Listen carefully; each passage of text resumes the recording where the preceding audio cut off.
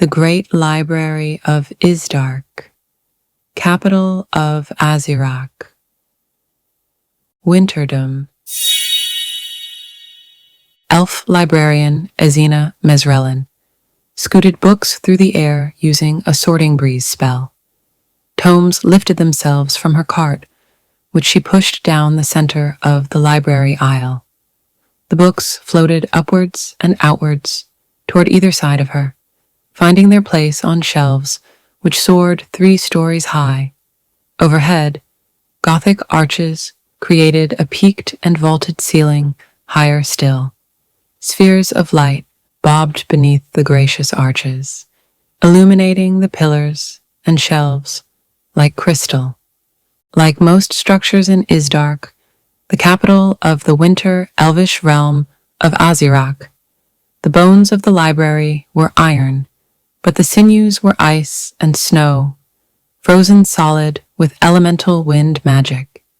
Ice architecture allowed for the most delicate lattices, Baroque arabesques, and dripping tassels of ornamentation. Even without the books and their repository of magic, Ezina would have loved the great library for its sheer beauty, delicacy, and grandeur. Walking within the arched halls was like exploring the inside of a sapphire. The books upon their shelves added stripes of color and an earthy, musty smell to the silvery ice. These constituted the living heart of the library. Every volume in the great library contained magic, some light, some dark, some somnolent, and some so effervescent that musings escaped the books and fluttered around like bizarre, mutant bats. The musings looked, and sometimes acted, like odd, impossible beast-bird butterflies, but they weren't alive. Not really. No musing looked like any other. They often had wings, or maybe hands, or petals.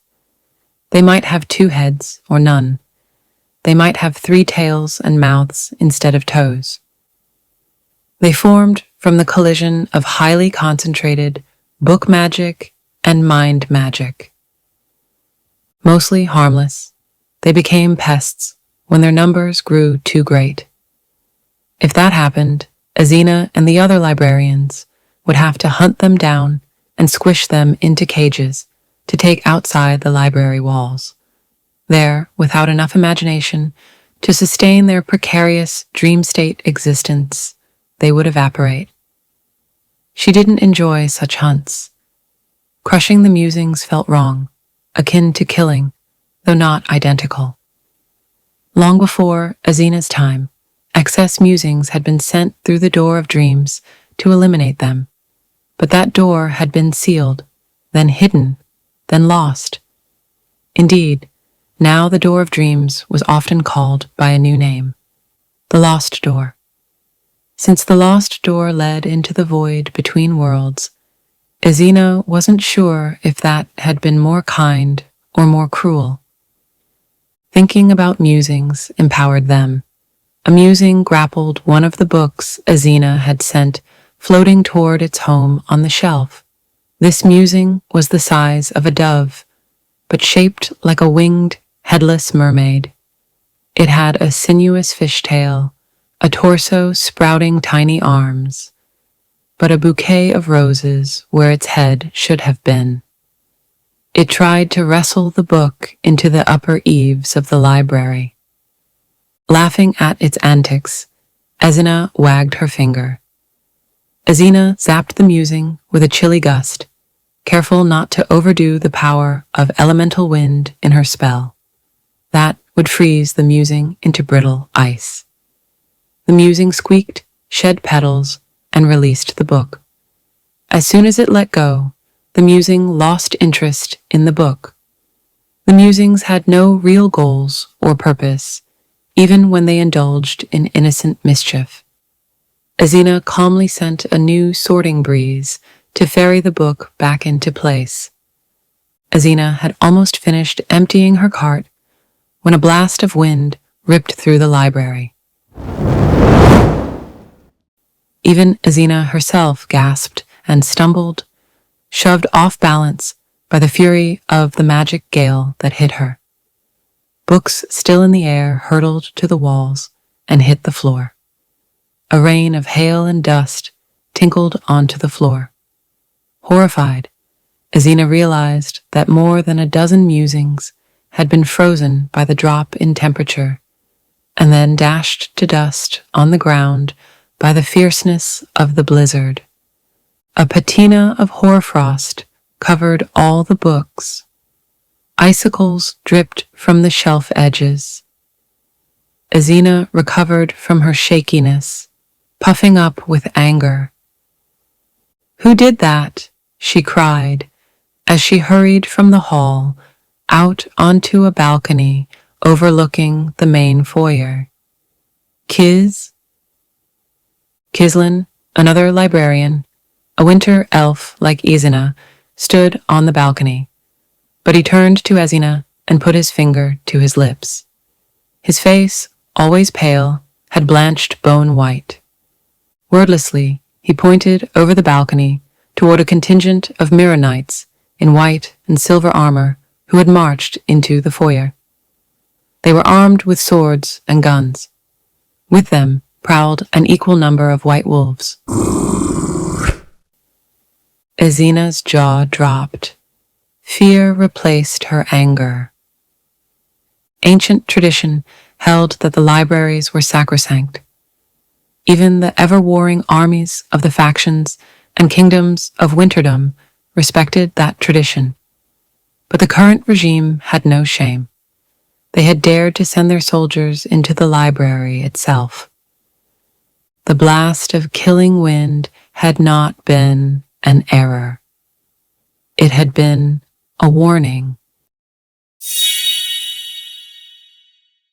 The elf at the head of the troop called out in a deep voice, "Who is in charge here?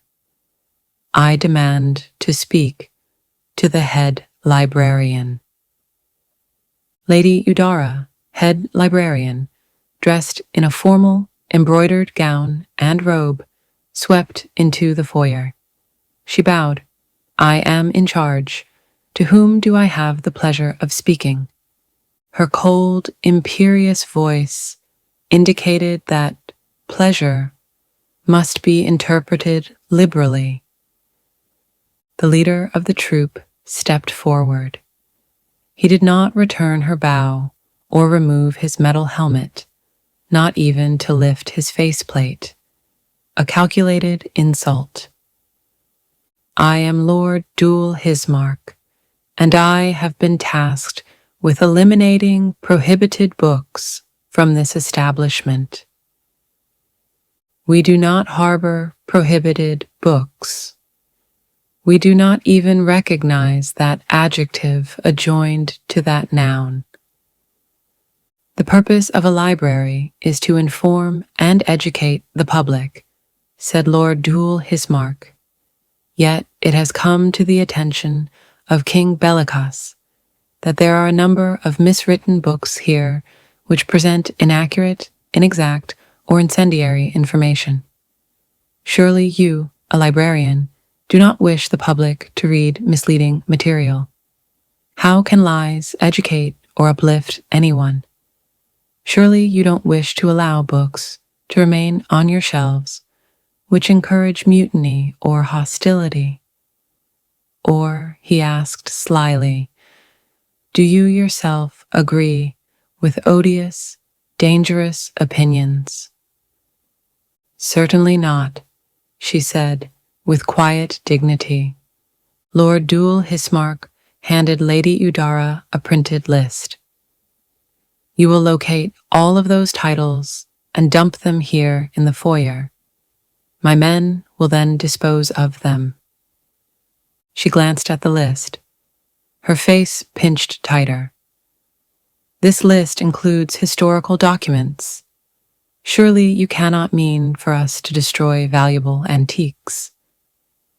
"The writ means exactly what it says. All copies of the prohibited books will be gathered here for my men to dispose of. You have no jurisdiction here. "Look at the order, librarian," he said. "The King of Swords himself has issued the order." "Kings have no rights to issue orders here," she insisted. "Our premises are inviolable." "You will find that King Bellicos may violate whatever and whomever he likes," sneered Lord Dual Hismark. "And to ensure your full compliance, I will require each of your librarians to be accompanied by one of my knights as they gather the books." Lady Eudara stood extremely still, neither defying nor complying. From the balcony where she watched the confrontation, Ezina ached for her. Lady Eudara risked arrest by angering the king's guard. "If you refuse," Lord Dual Hismark added, sounding almost eager, "then your lower caste staff will be eliminated instead of the books, and after that we shall still find and destroy the lies." Lady Eudara bowed. "As you wish, Lord Hismark. I shall summon my staff." "You have until the end of the day to complete your task," he said. "By sunset, the books will burn."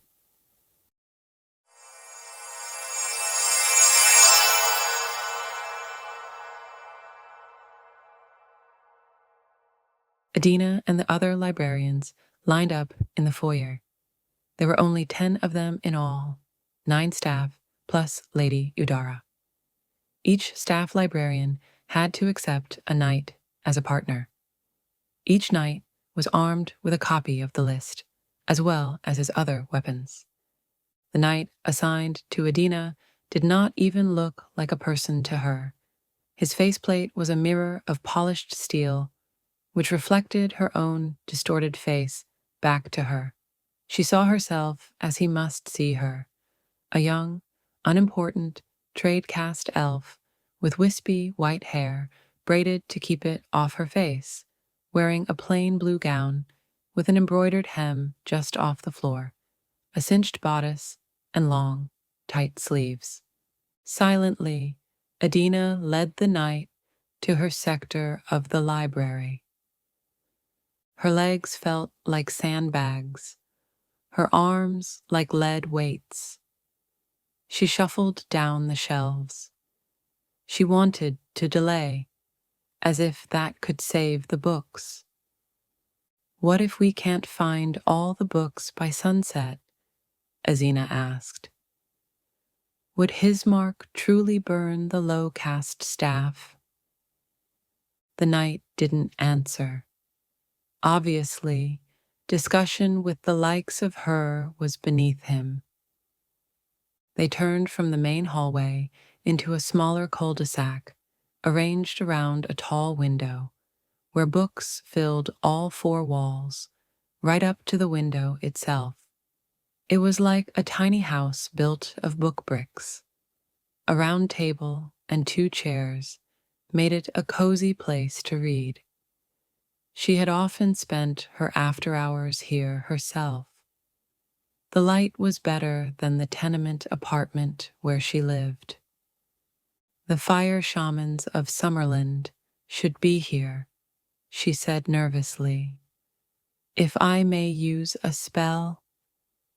It wasn't allowed for a trade caste to use magic in front of a warrior caste, which he must be, without permission.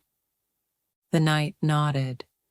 She initiated a search and fetch waft, a subtle wisp of elemental wind with fingers of air that brushed the spines of the books on all the shelves until they encountered the right book and drifted it down to the table. It was beautiful, an old book with a cherry-red cover, embossed with gold and flecks of semi-precious garnet. The Wisier style of Elvish gave the print on the cover and within an exotic cant. She loved books like this, books with an aura of mystery that smelled like almonds and wine, like distant deserts and foreign ports. "Why is this book on the list?" she asked. Is it simply because it's Waziri? Her people, the Azir, the Winter Elves, were at war with the Wazir, the Summer Elves. How many Wazir books must there be in the great library? Hundreds? Thousands? Were all of them on the list? Why this one? She didn't expect the knight to answer. However, he removed his helm, revealing a chiseled, gorgeous face. She drew in a sharp breath. Like most winter elves, he had white hair, snowy skin, and cold blue eyes. But there was something unique about his mien and his intense gaze that arrested her. You ask too many questions, librarian, he said. He had a rich, wonderful voice, even when it was reproving. Her cheeks heated as she became aware she had stared directly into his eyes. To cover her confusion, she bowed. I apologize for my brashness. How many of the staff here are trade caste? He asked. 7. 7, he murmured. To answer your earlier question, Lord Hismark would absolutely make good his threat. You might not be at risk yourself, but 7 lives depend on you doing your job. Her brows rose. Sir, perhaps you have mistaken me. I am also trade caste. Surely not, he said. Your spell was too well executed. You must have attended a top magic academy. She couldn't help it. Her lips quirked. The knight appeared to recognize his gaffe, which was more than she would have expected. His face flushed, which was oddly endearing. He owed her nothing, after all, not even politeness. He was here as the fist of a regime she never would dare to admit aloud that she loathed. I apologize for my assumptions, he said. Please take it as an inept compliment to your control of elemental wind. You have an exquisite touch. She blushed and lowered her face.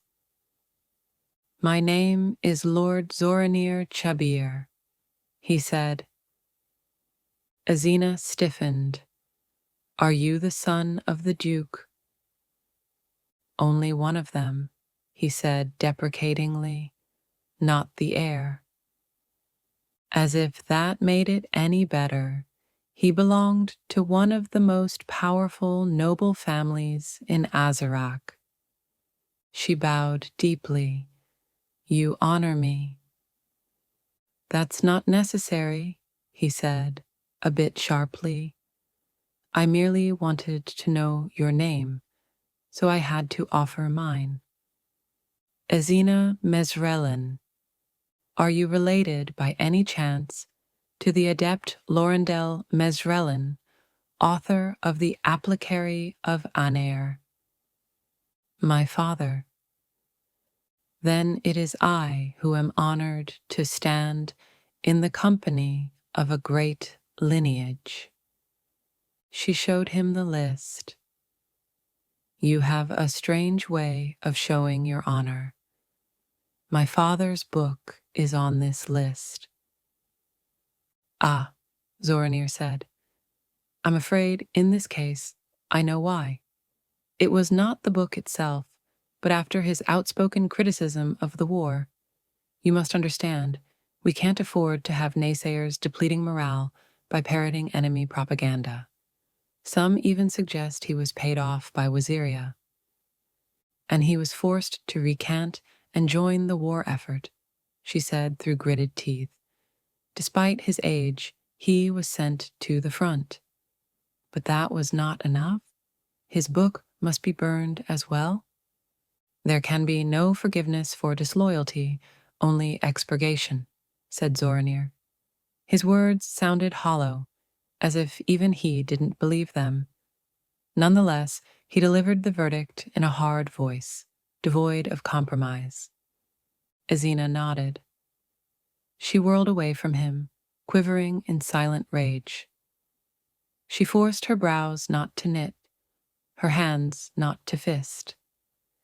Never show them how they've hurt you. That was a rule every Azir learned early.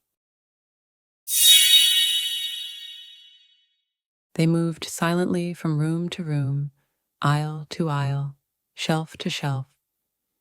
Adina found an empty cart to carry the books for now, as more and more doomed volumes piled up. Her heart grew heavier along with the cart. Some familiar dear titles were on the list, books that didn't surprise her because they concerned dangerous ideas like freedom and love, or involved dangerous explorations of ancient times and distant places. As for the other books, some were obvious contenders for the ire of the censors. Books about other forms of government. Books about war and peace. Books about paths to the light. Some of the books simply baffled her. Why in Winterdom was the children's book, The Bear Shifters Go on a Picnic, forbidden? Why was a math book added to the list? Perhaps the authors had done something wrong, and so their work must be condemned with them. She hadn't read most of the books that were on the list. Now she'd never have a chance. Inside, her discontented thoughts writhed like snakes. What if I refused? What if I told them exactly what I think of them?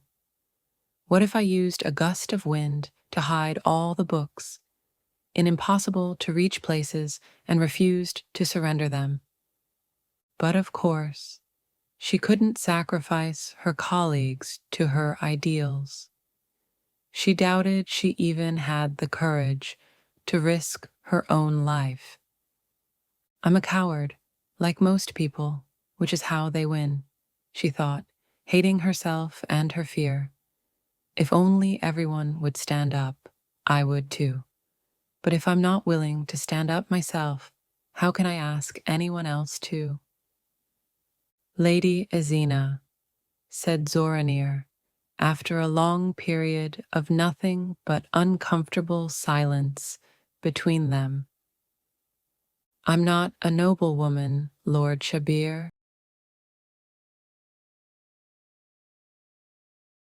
She drew to a halt so quickly that he outpaced her by several steps before he realized she'd stopped walking. What would that be? If this were some melodrama, of the kind she secretly liked to stay late at the library reading, the answer would have been something lurid and dire, like her virginity. She would have agreed, too, even though the thought of letting Hismark touch her made her skin crawl. Now, if she had to surrender her body to Zoranir, that would be torture of a much sweeter kind.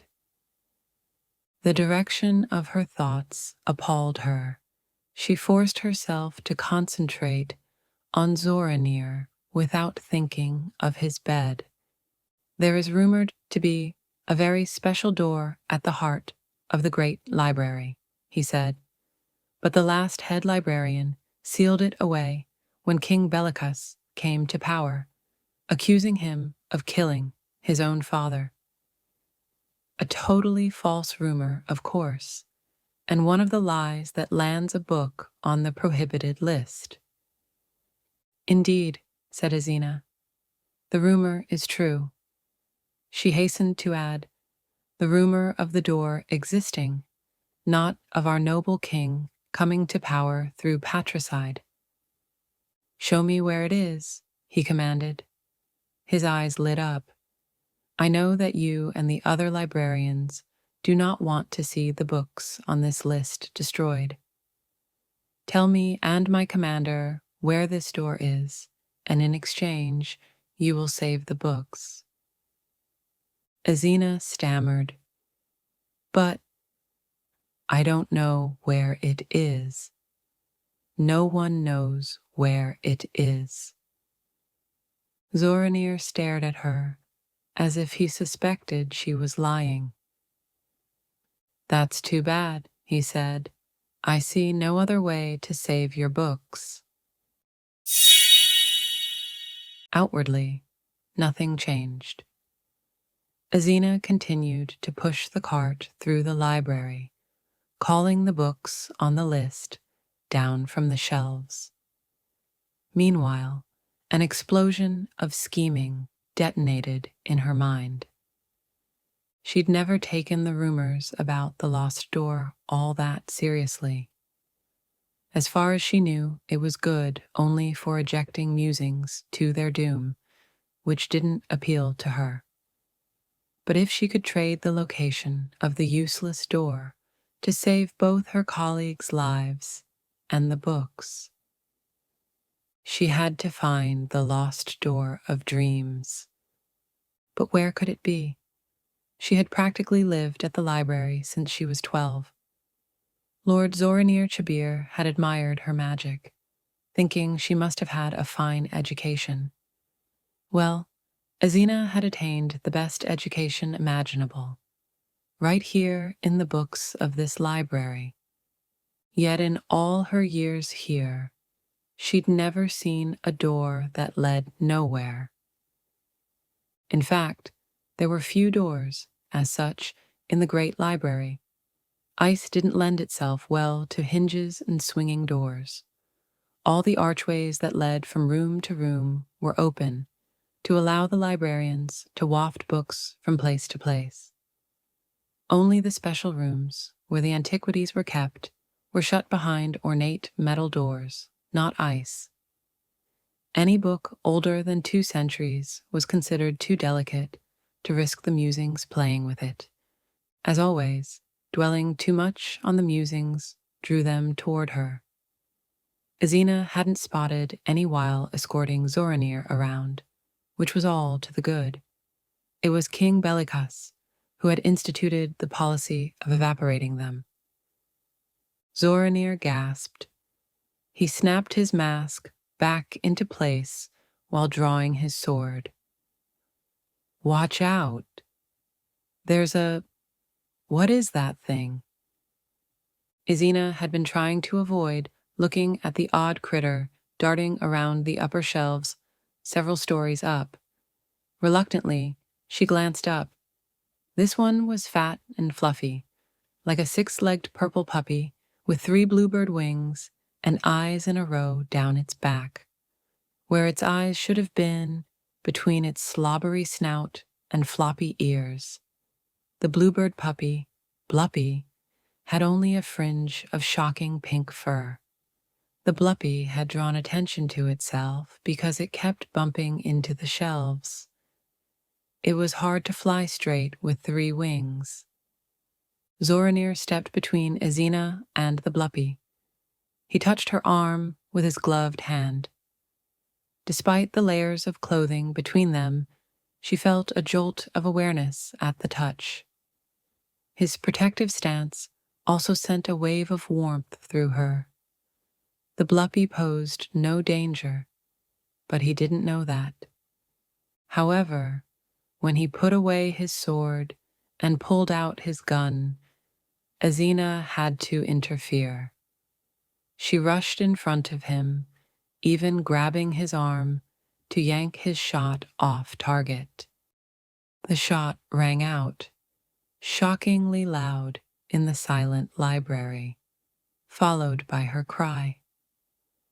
"No, please don't."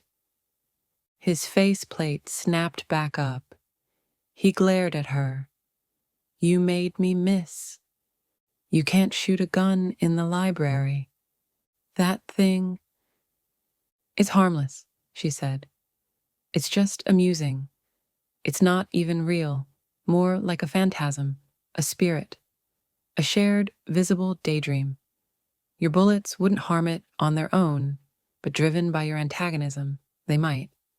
Please. I thought those things were cleared out of here," Zoranir said, still angry. He did sheath his weapon. The book magic generates them, she said. You couldn't be rid of them without destroying all the books. She clutched the list. I suppose that might happen. No, of course not. We would never eliminate all the books. But you would like to, she muttered. She shouldn't have said that. He studied her.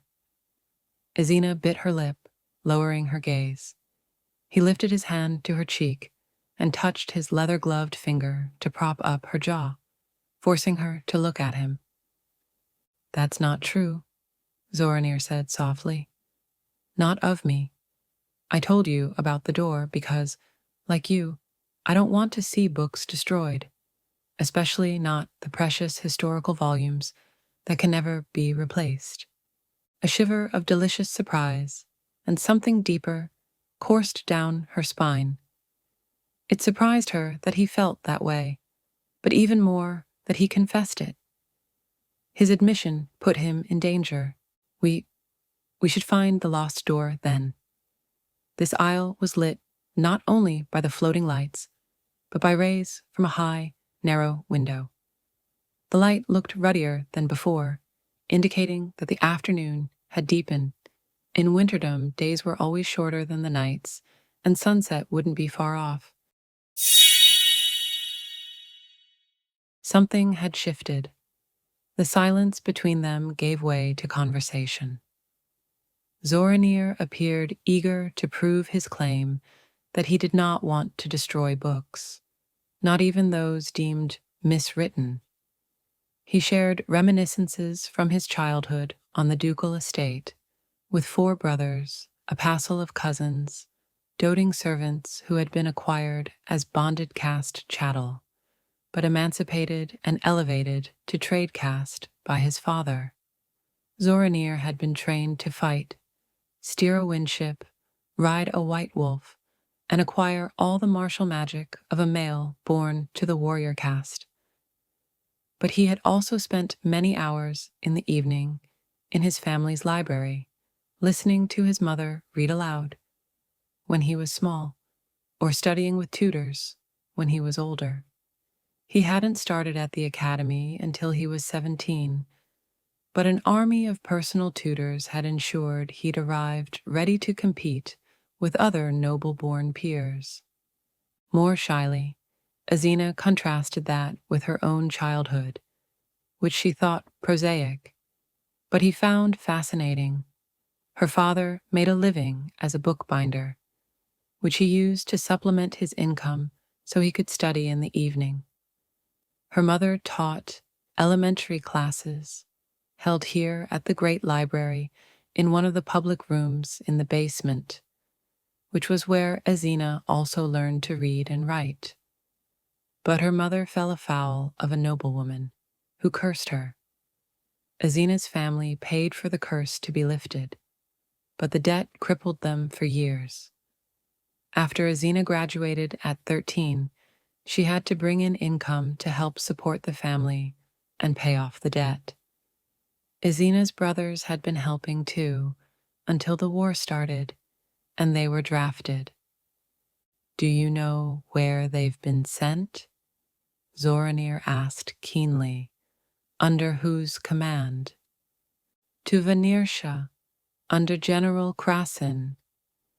From Zoranir's expression, Ezina could tell that wasn't good. Venersha was the elvish realm in Springvale. Ezina's parents had been pleased at the placement because Springvale was known to have temperate weather and a passive population. Fighting water-wielding spring elves was expected to be tame compared to fighting the ferocious fire mages of Waziria in Summerland. Zoranir didn't seem to share that optimism. Venersha capitulated in name, but their population simply hid in the vast forests and swamps, where it's impossible to root them out. But worse is that General Krasin doesn't take care of his men. He throws them into battle like sand, just to startle the enemy, no matter how high the losses. Let me speak to my father. I can have your brothers transferred to my own older brother's legion, who fight for the Prince General Torcanel. He uses strategy, not the bodies of his men, to outwit rather than overwhelm the enemy. How long do you think the war will last? Ezina asked. We were told less than a year. It's been 9 months. We must be close to victory. Zoranir frowned. A touch of his former repressive manner surfaced. It's forbidden to speculate. Ezina looked away. That was answer enough. She would not be seeing her older brothers soon. Neither would he. Instead of discussing what the future would hold, they discussed the imaginary future they would have wanted if the war had not interfered. Zoranir would have served his obligatory time in the Home Guard, as now, but after that, instead of going to the front, as he would soon, he would have returned to his father's estate. If he permitted it, I would have returned to the academy to study more magic, Zoranir said. I would have liked to become a scholar and a first-level adept. I would have liked to have attended the academy for a year or two, admitted Ezina. But really, I learned all I needed from reading. I will continue to work here as long as... She thought of the deadline and the consequences of missing it. As long as I am able. They arrived at the end of a hallway, which terminated in a blank stone wall. Zoranir pounded the bricks. Where are you leading me, Ezina? We seem no closer to finding the lost door than before. This is literally a dead end. Not at all. Look at the bricks. Stone, not ice. That means there's a room behind this wall. She performed a revealing spell. A wooden, steel-framed door appeared in the stone. Is this the lost door? Cried Zoranir. I'm afraid it's only a hidden door. She opened the door to show the smaller room beyond, where old books and scrolls were sequestered in glass boxes on pedestals. Only one soft sphere of light provided a gentle ambiance that didn't hurt the books. There are many such secret doors in the library, said Ezina. Maybe one of them is the lost door, but I don't know how to find it besides checking each one. How long will that take? It's almost sunset. It would take hours more. The great library was huge, and the hidden rooms were scattered around all of the floors, from the basements to the towers. Most weren't even in her sector of the library, so the other librarians might challenge her. She wasn't sure they would agree to help her search for the lost door, when that took time away to finding the books to be burned. If we are lucky, she began. Zoranir grabbed her wrists and pinned them behind her back, shoving her shoulder bones against the stone wall. He leaned over her, as if to kiss her, but he only spoke in a low, harsh whisper. I won't let that monster Hismark burn you alive, he said, or curse you, or whatever punishment he'll inflict when your team fails to bring him what he wants. You realize that even if your staff collects all the books, he may still arrest you, all of you, even Lady Udara, because you defied him this morning. That's how he works. I've seen him kill a trade caste man in the street just for giving him a dirty look.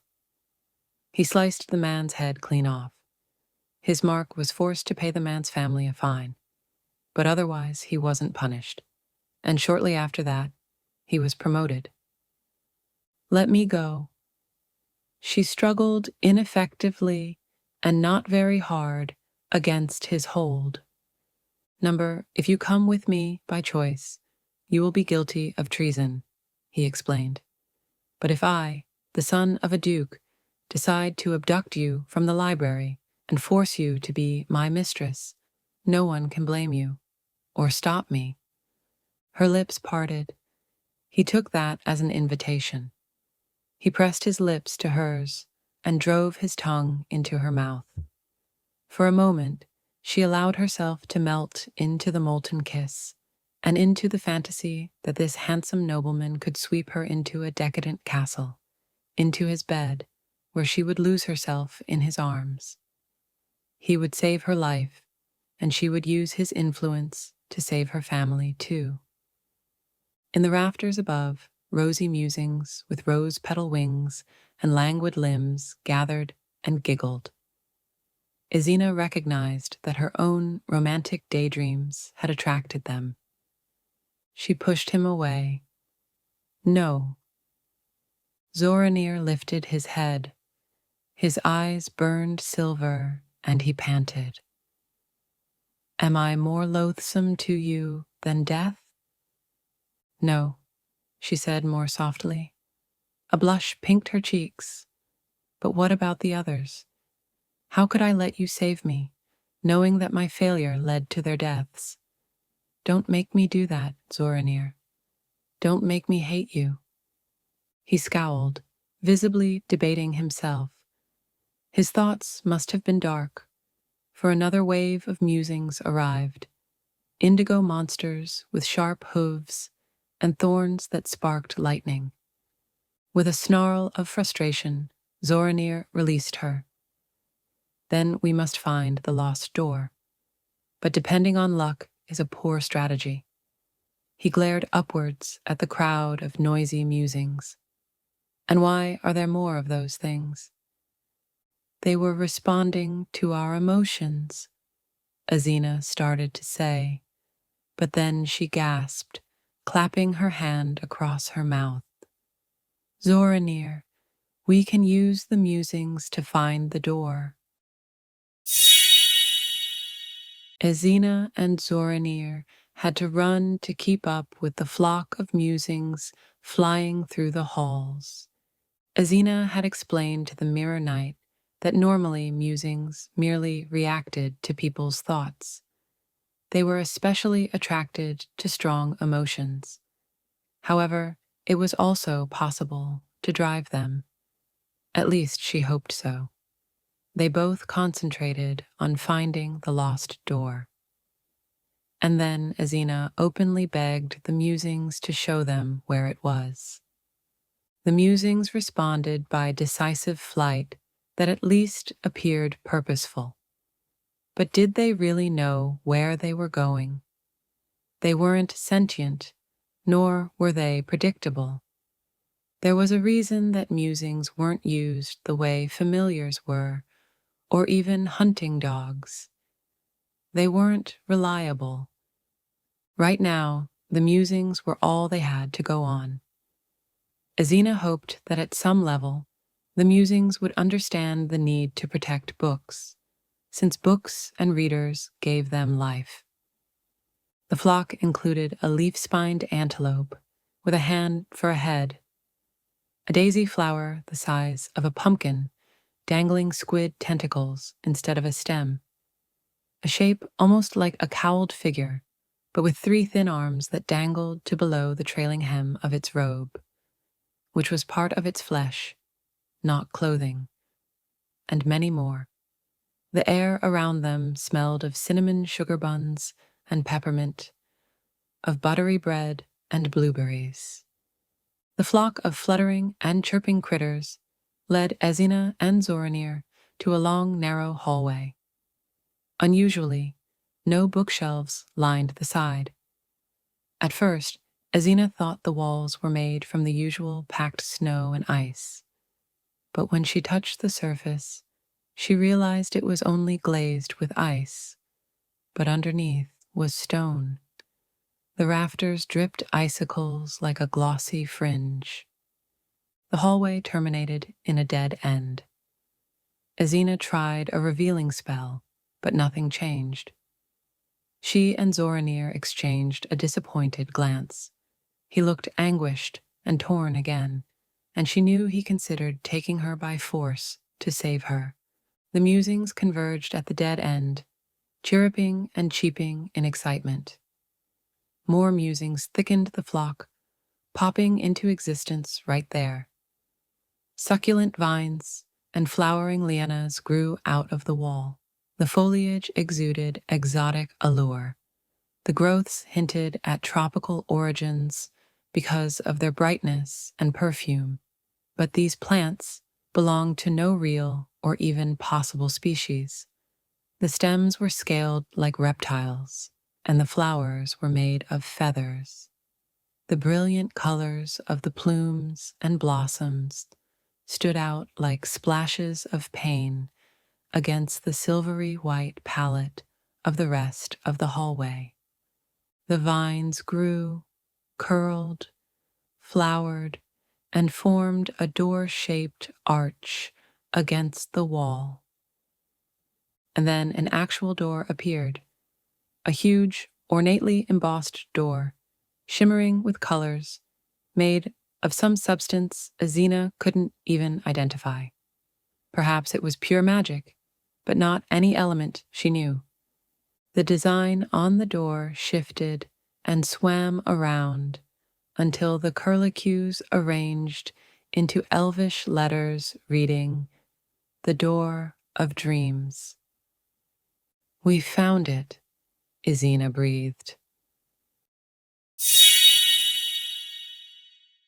As Zoranir had predicted, Lord Dul Hismark was so excited by the discovery of the door that he extended his deadline to find all the books. He still demanded that the books on the list be found, but he told Lady Udara what Zoranir had told Ezina. If the door that had been found was indeed a portal to the void, then Hismark would trade the books for the door. The other librarians used the extra hours to finish finding the books, which they carted to the hall, then flew into neat piles right in front of the door. Kislin whispered to Ezina as they passed, "Will he keep his word, or just take the door and burn the books anyway?" Ezina couldn't be sure. She glanced at Zoranir, but he had placed his helmet on, so all she saw of him was the distorted reflection of the hall in his faceplate. All 10 librarians, including Ezina and Lady Udara, stood in a row while the Mirror Knights gathered. "Sir Chabir," said Lord Hismark, "we have you to thank for this discovery." Zoranir Chabir stepped forward and bowed to his commander. "On the contrary, my lord, you correctly predicted that the librarians would be treasonous at heart, and by pretending to sympathize with them, they would reveal the door they hid from our king." Next to her, Kislin hissed through his teeth. Ezina felt her heart tear. Zoranir had betrayed her. No, he had played her. His kindness, his empathy, the memories he'd pretended to share, even his passionate kiss, all lies. "Lady Udara," mocked Lord Hismark, "do you think the king doesn't know that your ilk have been transcribing the prohibited books in secret, stealing them into the underground libraries? He knows all. But when my men toss all of these books into the void, not only will these copies be destroyed, all copies everywhere will be destroyed, and even the memory of them will be gone. This will be the first batch of miswritings to be eliminated, but I assure you, it won't be the last. We will be vigilant in protecting the public from lies and enemy propaganda. We will find and destroy every false word. The public mind must not be distorted by falsehoods, but uplifted by truth. I wish that you, a custodian of the mind, understood that.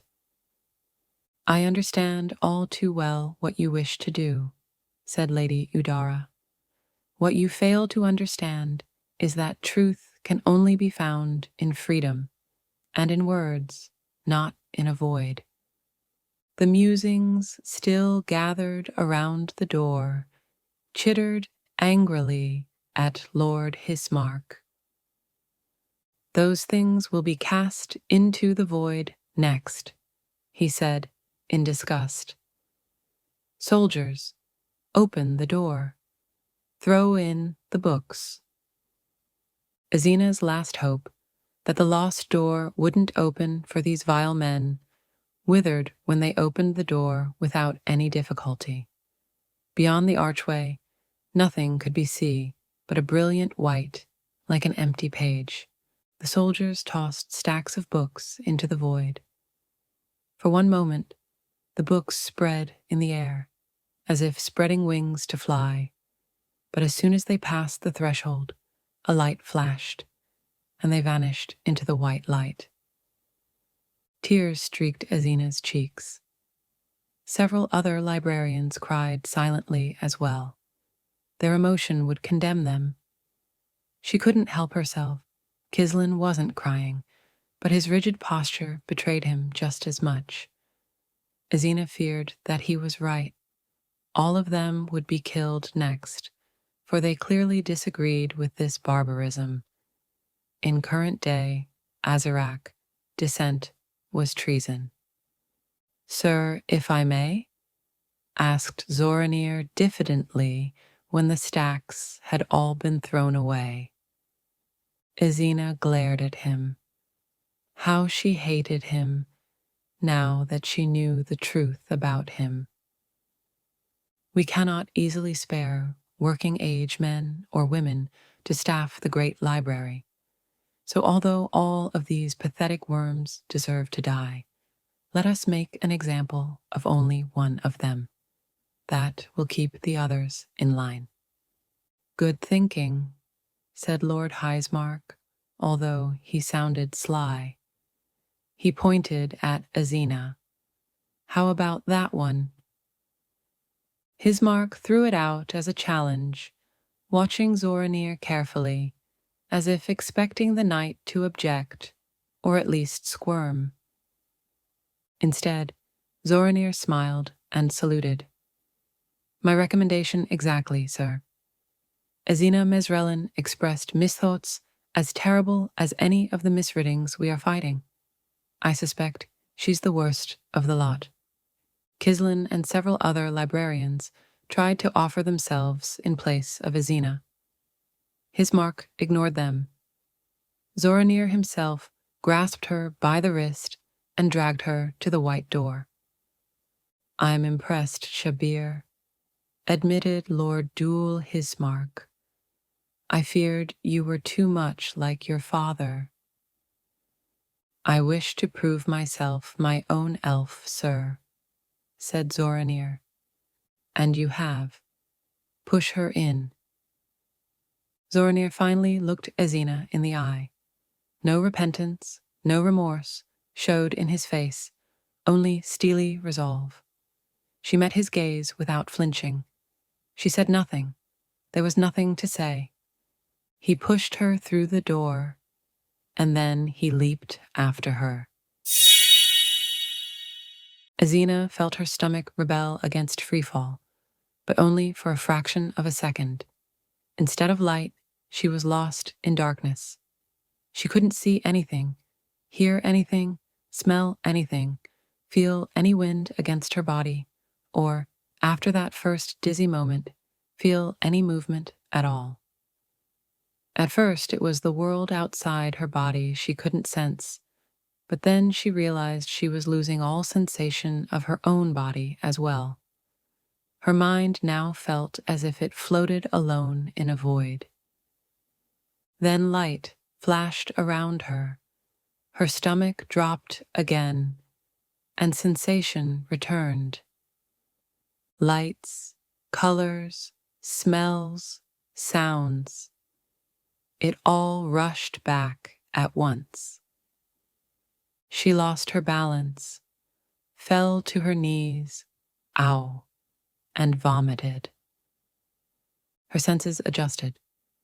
She found herself in a long hallway, not terribly unlike the one she had left, but facing the opposite direction, as if mirrored. Also, it was larger. Also, it wasn't icy, but flowery and strange.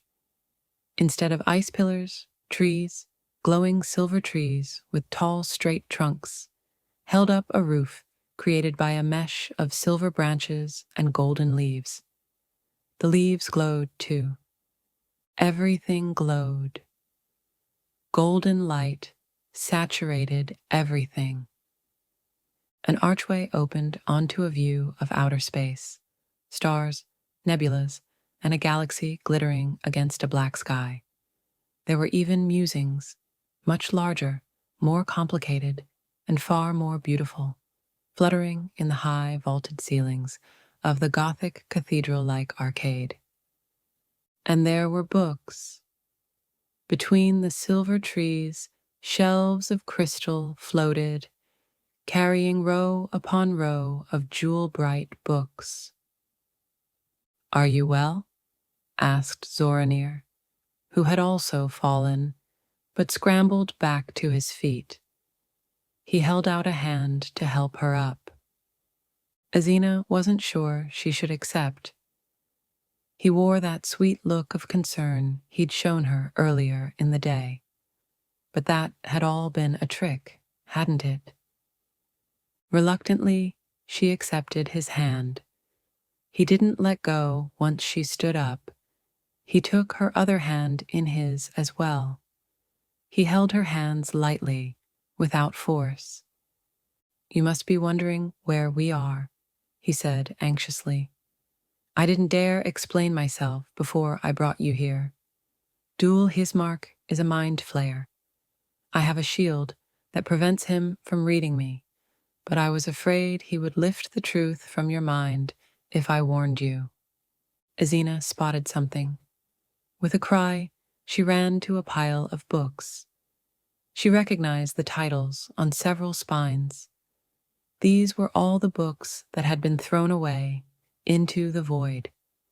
The volumes had been tossed into an unruly heap, but the books were undamaged.